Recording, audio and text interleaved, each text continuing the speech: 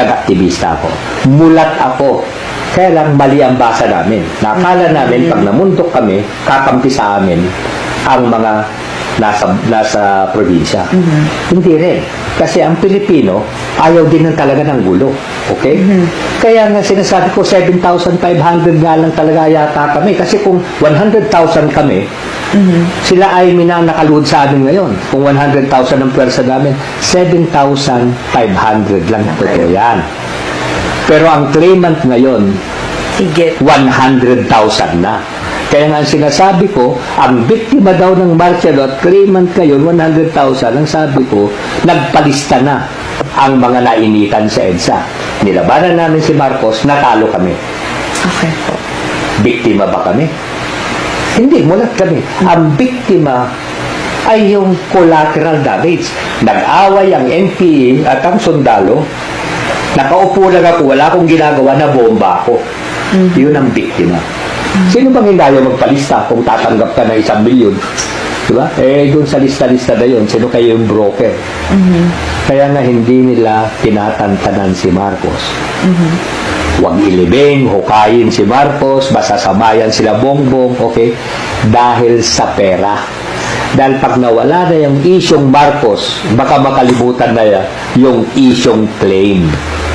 Itong mga nag-claim, Patricia, ay biktima daw sila. Pero kung kakwentuhan mo sila, nung wala na si Marcos, ako'y nag-NPA, matapang akong revolusyonaryo. Pero sa claim, wala po kaming ginagawa, bigla na lang kaming hinuli, tinorture kami. Biktima. Ganun ang kwentong kutsero. May isa pa, nagkwento. Yung pagka-torture daw niya. Sorry, kaibigan ko dati, pero ngayon handa kong, kasi kasama ko sa iyo. Siya daw ay hinuli. Biglang pinasakan yung kanya, ang ari niya ng pinting. Wow! Sabi ko sa kanya, ikwento mo sa akin kung saang ospital ka napunta. Hindi naman niya may kwento. Ang daming kwentong kutsero na ngayon, Patricia. At sayang, ito'y makakalason sa isipan ng mga kabataan. Okay? Na ito nangyari. Tanungin nyo yung inyong mga magulang kung ano talaga nangyari sa martial law. Okay? Yung totoong nangyari. Okay. Dahil nung sinabi ni Marcos, sa ikaulad ng bayan, disiplina ang kailangan. Pinagtatawanan ko yan ng martial law. Pero ngayon sinasabi ko, tama nga. Dapat disiplina. Okay? Yung totoong nangyari. Okay. Dahil nung sinabi ni Marcos, sa ikaulad ng bayan, disiplina ang kailangan. Pinagtatawanan ko yan ng martial law.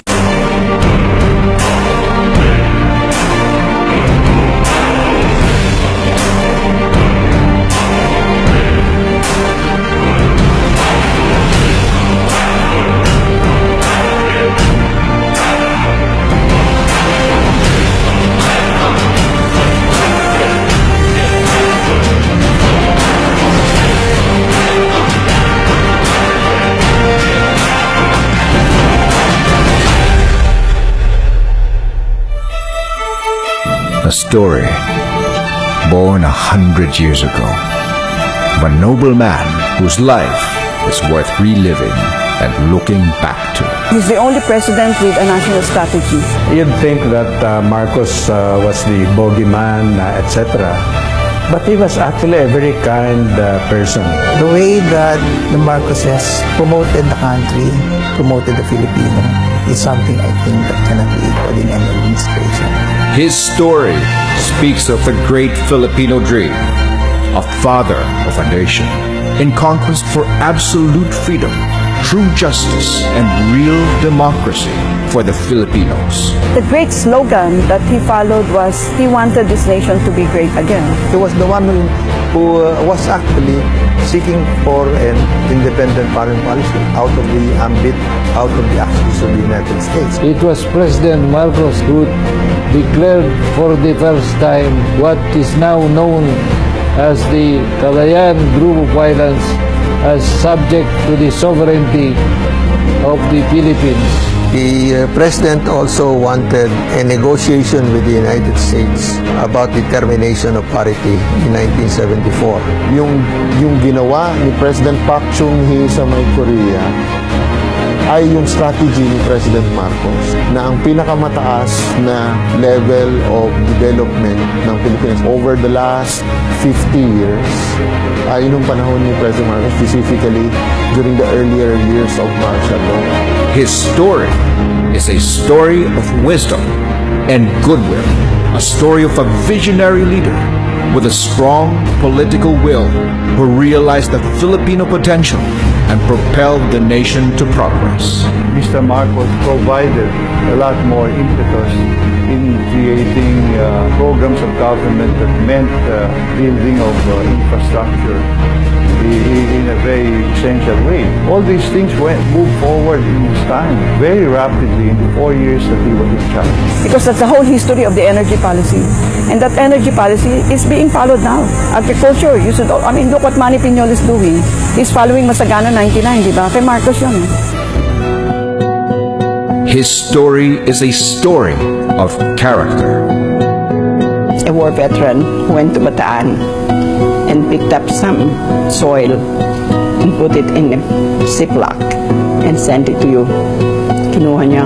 Alam mo, nung pagkakuha niya, tumalikod sa akin, bumalik sa kwarto, tapos nakikita ko na lang yung kanyang shoulders. Mga ganun, umiiyak. Minsan, hindi ko nakita magalit. Pag medyo may problem, may crisis doon sa Makiki, tawagin niyo si Father, magsisimba na lang tayo. Pag may mga balita, minsan hindi ko nakita nagmura against the government. Basta tulungan na lang natin. Ganun. Isang malaking injustice kung mananatili sa isip ng marami na si Ferdinand hindi nagmahal sa bayan. He loved this country so much that he was willing to sacrifice the presidency when he could have definitely attacked the people there at EDSA. A story of a strong man whose life was reduced by a chapter of our history. I have proclaimed martial law in accordance with the powers vested in the President by the Constitution of the Philippines. Deklarang martial law to solve yung communist insurgency tsaka yung Muslim secessionism. Yung kaguluhan na yon, hindi naman si President Ferdinand Marcos ang nagdala o ang dahilan ng mga kaguluhan na yun. It was a phase when it was hip, uso ang lumaban sa gobyerno. A story born 100 years ago about life, leadership, and legacy waiting to be retold. Si Marcos talaga really made a mark in who we are in international politics. No? But if you compare what he did for our country during the time he was president, no one should ever be sorry that we had Marcos for a president. Kung ikumpara mo yung good points ni Marcos at saka yung good points ng ibang naging presidente natin, mula sa kalimpinan yung iba. Since the Marcos administration, I don't know, have you really got it off the ground? Only history can rightfully judge President Marcos. This is history.